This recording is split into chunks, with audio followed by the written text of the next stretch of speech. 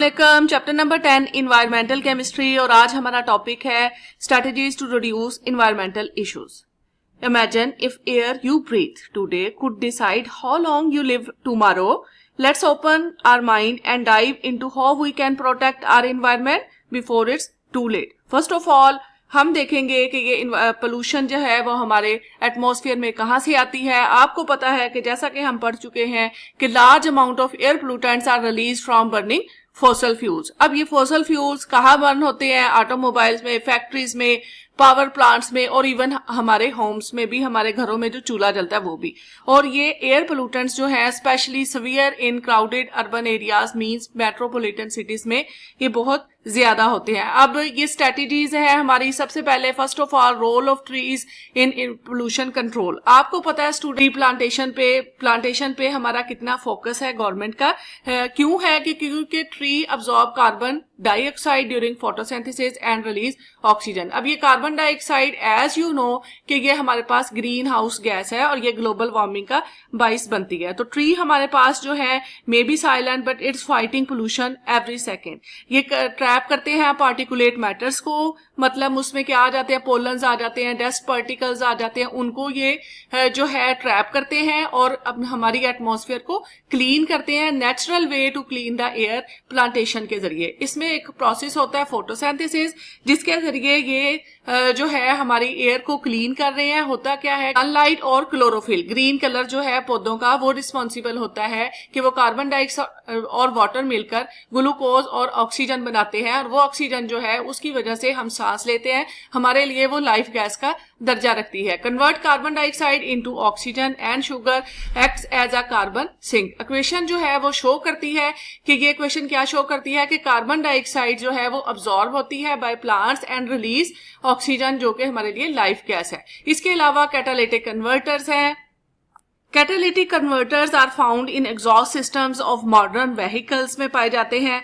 ये क्या करते हैं? To reduce the emission from the internal combustion engine, यानी कि वो जो हार्मफुल गैसेस होती हैं जैसे अनबर्न्ड हाइड्रोकार्बन है, कार्बन मोनोऑक्साइड है, नॉक्स है, ये उसको क्या करता है, कन्वर्ट कर देता है उनकी ऑक्सीडेशन रिडक्शन या ऑक्सीडेशन के जरिए। मतलब इसमें आप देखेंगे आपको ये रिएक्शन भी दिखाए गए हैं कि किसकी रिडक्शन हुई और किसकी ऑक्सीडेशन हुई, और ये कार्बन डाइऑक्साइड, नाइट्रोजन और वाटर में चेंज होगा जो कि लेस हार्मफुल है एज कंपेयर टू इनके। ये कार्बन मोनोऑक्साइड की तो कोई स्मेल ही नहीं होती ड्यू टू लिमिटेड ऑक्सीजन की वजह से fuel doesn't burn completely so it produces toxic products carbon monoxide and unburned hydrocarbon. Catalytic converter work गाड़ियों में कैटालिटिक कन्वर्टर शो करता है कि हमारी जो कार है can become a part of solution with right tool. अगर उसमें कैटालिटिक कन्वर्टर लगे हों तो वो बहुत अच्छे तरीके से हमारी एनवायरनमेंट को क्लीन करने में हमारी हेल्प करेगा। ये जो है ये हमारे पास किस तरह जो है ये किस तरह तीन तरीकों से काम करता है कैटालिटिक कन्वर्टर। ये रिड्यूस करता है यानी कि रिडक्शन होती है नाइट्रोजन ऑक्साइड्स की, वो नाइट्रोजन और ऑक्सीजन में चेंज हो जाता है। और दूसरा ये ऑक्सीडाइज करता है कार्बन मोनोऑक्साइड को, कार्बन डाइऑक्साइड बना देता है, और हाइड्रोकार्बन को ये कार्बन डाइऑक्साइड में और वाटर में चेंज कर देता है। ठीक है, ये तीन तरीके से काम करता है। इसकी 3 केमिकल इक्वेशंस है। ये नॉक्स को नाइट्रोजन और ऑक्सीजन में इसे रिड्यूस कर देता है। तो ये एमसीक्यूज के लिहाज से भी बहुत अहम है कि किसकी रिडक्शन होती है, कौन रिड्यूस होता है और कौन ऑक्सीडाइज होता है। कार्बन मोनोऑक्साइड और हाइड्रोकार्बन्स जो है वो हमारे पास ऑक्सीडाइज होते हैं और वो कार्बन डाइऑक्साइड और कार्बन डाइऑक्साइड प्लस वाटर में हाइड्रोकार्बन जो है वो चेंज हो जाते हैं। इस तरह जो हमारी गाड़ियां हैं वो भी एक इंपॉर्टेंट रोल अदा कर सकती है। इसके अलावा आपको पता है कि आपने पढ़ा था कि सॉक्स भी होते हैं, सल्फर डाइऑक्साइड, सल्फर ट्राइऑक्साइड, ये भी होते हैं। तो इनको रिमूव करने के लिए एक प्रोसेस है जिसका नाम है डीसल्फराइजेशन प्रोसेस। ये फ्लू गैसेस होती है, मिक्सचर ऑफ वेस्ट गैसेस होती है, उनमें से सल्फर डाइऑक्साइड गैस को ये डीसल्फराइजेशन रिमूव करता है। ठीक है, कैल्शियम ऑक्साइड जो है वो एज अ एब्जॉर्बेंट काम करता है। ये सल्फर डाइऑक्साइड को अब्सॉर्ब कर लेता है और रिमूव करता है। 95% ऑफ सल्फर डाइऑक्साइड को ये रिमूव कर देता है स्टूडेंट्स। अब नेक्स्ट है हमारे पास कि हमें जो है रीन्यूएबल सोर्सेज पर शिफ्ट होना पड़ेगा, फॉसल फ्यूल्स को कम से कम यूज करना पड़ेगा। अब रीन्यूएबल सोर्सेज कौन से होते हैं कि फॉसल फ्यूल्स जो है वो पोल्यूशन काज करता है और नॉन रीन्यूएबल है यानी कि दोबारा हम उसको यूज नहीं कर सकते। और रीन्यूएबल सोर्सेज होते हैं वो रिड्यूस करते हैं एनवायरमेंटल पोल्यूशन को, और वो जो है दोबारा से हम उनको बार बार यूज कर सकते हैं। Resources that continue to exist even after long use, they replenish naturally over time, वो वक्त के साथ जो है वो हमारे सिस्टम में दोबारा एंटर करते हैं। अब ये एग्जांपल्स हैं सोलर सिस्टम, जैसे हमारे घरों में आजकल लग रहा है कि जैसे इसकी मिसाल ऐसे ही है स्टूडेंट कि सन जो है वो sun is free, let's use it before we burn out the earth. इससे पहले कि हमारी जमीन जल जाए, हम सन जो जल रहा है उसकी एनर्जी को यूज करें, और वो रीन्यूएबल सोर्सेज है और इलेक्ट्रिसिटी प्रोड्यूस हो रही है आजकल। इसके अलावा विंड है, विंड मिल्स, अगर आप सिंध की तरफ और कराची की तरफ जाएं तो ये विंड मिल्स जो हैं स्टूडेंट इस तरह ये लगे होते हैं, इनके घूमने से जो इलेक्ट्रिसिटी प्रोड्यूस होती है। इसके अलावा डैम वगैरह, वाटर जो है वो हमारे पास रीन्यूएबल एनर्जी सोर्सेज है, बायोमास है और जियोथर्मल्स है। ठीक है, इसकी भी आपको पता है विलेज में जो है वो बायोमास के प्लांट लगे होते हैं। ठीक है, और ये हमारे पास रीन्यूएबल सोर्सेज है। इनका फायदा क्या है स्टूडेंट? इनका फायदा ये है कि ये इको फ्रेंडली है, हमारे इन्वायरमेंट के लिए सस्टेनेबल है, ज्यादा देर बरकरार रहते हैं, और ये रिड्यूस करते हैं ग्रीन हाउस गैसेस को और हेल्प करते हैं ताकि be the part of solution not the pollution, ताकि वो हम सोल्यूशन का हिस्सा बन सके ना कि हम पोल्यूशन का बाइस बन सके। इसके अलावा होती है एयर क्वालिटी इंडेक्स, हमारी एयर किस कदर अच्छी है या बुरी है उसको कहते हैं एयर क्वालिटी इंडेक्स। अगर तो उसकी वैल्यू जो है वो लेस देन 50 है देन इट्स गुड, देन अगर अगर इसकी वैल्यू अबव देन 300 है तो फिर ये हैजर्डस है, बहुत ज्यादा खतरनाक है। हमारे ये मैंने रैंडम जो है एक चार्ट लिया है कि लाहौर में हमारा एयर क्वालिटी इंडेक्स जो है वो 303 है, मुल्तान में इसी तरह ये रेंज जो है ना वो ऑलमोस्ट स्टूडेंट अक्टूबर से शुरू हो जाती है।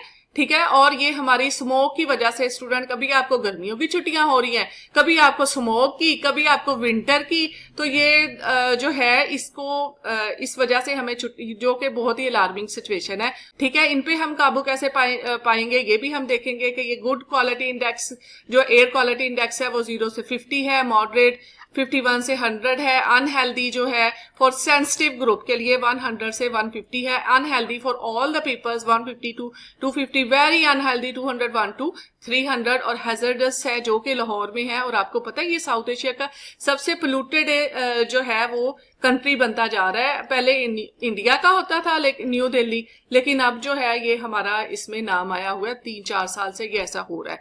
अब हाई रिस्क ग्रुप कौन से हैं? चिल्ड्रन जिनकी एज जो है वो 18 ईयर से लेस है, और एल्डरली पीपल जो बुजुर्ग है हमारे वो जो है इसके एट हाई रिस्क है due to increase air quality index value, वो जो हमारी जो हमें नजर नहीं आते। They're invisible enemy entering your lungs every day, no sound, no smell, just damage. As you know, they hides in car exhaust, power plant and even inside your home. और हम जो है वो देखेंगे कि केमिस्ट्री जो है वो इसमें क्या रोल प्ले कर सकती है। हार्ट एंड लंग डिजीजेस जो है पेशेंट्स को उनके लिए ये बहुत खतरनाक है। हाई जो एयर क्वालिटी इंडेक्स की बढ़ी हुई वैल्यू है।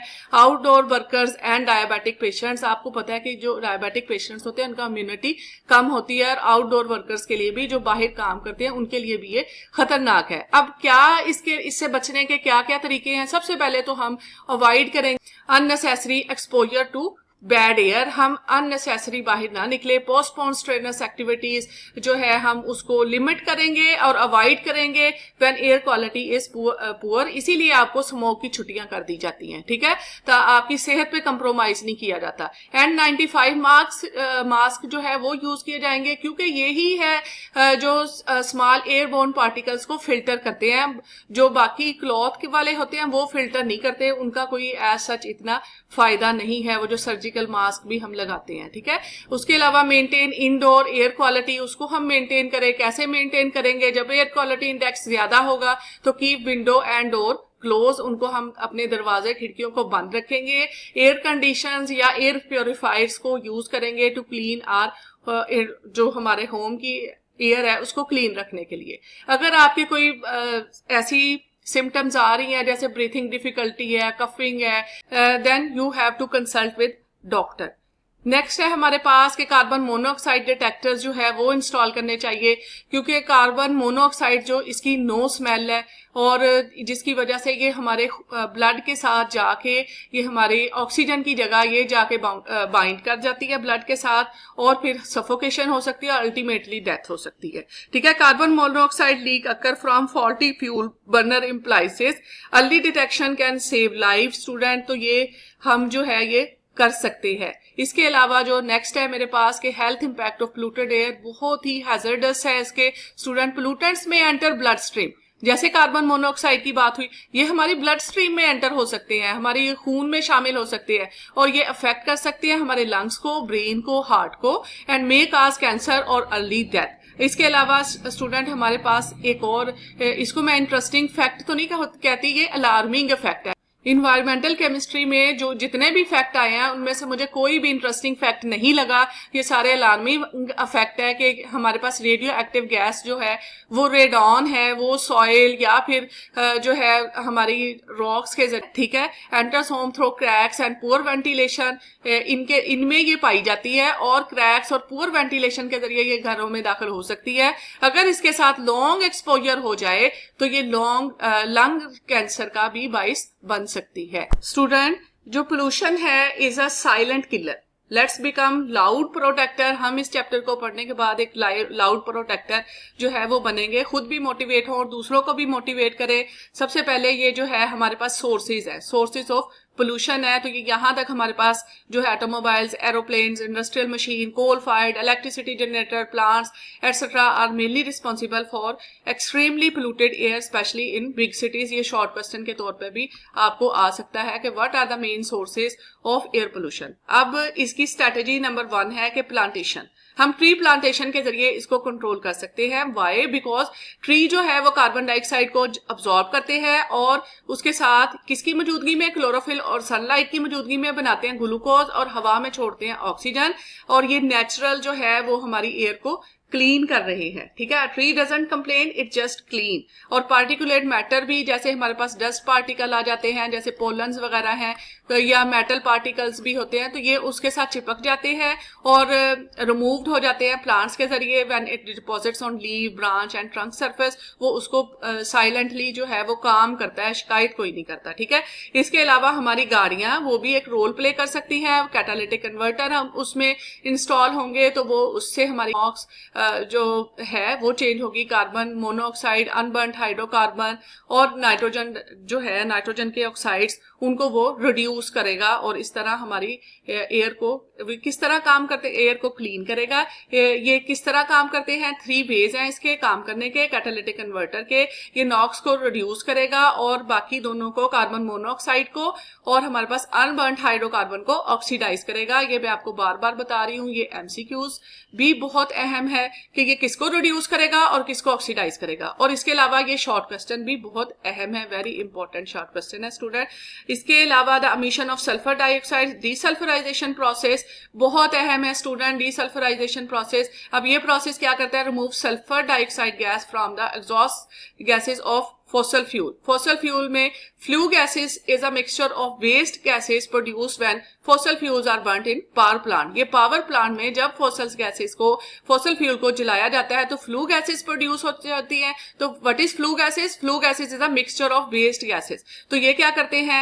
ये उसको clean कर देते हैं, absorb कर लेते हैं। कैल्शियम ऑक्साइड को जब उसमें डालते हैं तो वो absorb कर लेता है, 95% जो है वो रिमूव कर देता है। इस तरह ये जो है इसके रिन्यूएबल सोर्सेज हैं, ये इसके एग्जाम्पल्स हैं स्टूडेंट। इसके अलावा हमारे पास एयर क्वालिटी इंडेक्स, जो मैंने आपको बताया था कि ये हमारे लिए एयर क्वालिटी इंडेक्स की हमारे इर्द गिर्द हवा कितनी साफ है और 65 से ओवर जो है लोग और एल्डर पीपल, उनके लिए खतरनाक है। ये स्ट्रेटजीज हैं जो डिस्कस की है स्टूडेंट। ये तो था मेरा आज का लेक्चर, होप सो कि आपको जो है वो समझ आएगी। ये इसके हैजर्डस इफेक्ट है, ये भी एक शॉर्ट क्वेश्चन है। स्लाइड इसी हैजर्डस इफेक्ट पे थी कि ये किस तरह हमारी ब्लड स्ट्रीम में दाखिल होकर हमें बीमार कर सकते हैं। You don't need a super hero to save the planet, just start with yourself student. अल्लाह हाफिज।